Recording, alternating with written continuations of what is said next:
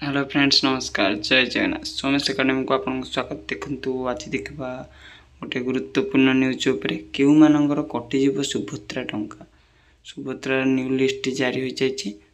देखु से विषय में आज कथा आज सुभद्रा समीक्षा बैठक सुभद्रा को नहीं बड़ सूचना देले उपमुख्यमंत्री प्रभाती परिड़ा। यही सूचना बाद पड़े हिताधिकारी सामिल हेबे। आज सुभद्रा समीक्षा बैठक अनुष्ठित होगा बाद पड़े हिताधिकारी सामिल होगा नहीं बैठक में आलोचना हो। किंतु सबुठार बड़ कथा हो बाद पड़े धनी महिला तीन विभाग को तथ्य मागिचे महिला और शिशु कल्याण विभाग परिवहन खाद्य जोगाण और शिशु विभाग को मगा जाइए तथ्य वाणिज्य और परिवहन विभाग को 4 चकिया महिला तथ्य मगा बेले स्वास्थ्य विभाग को मृत हिताधिकारी जांच करने कहुला।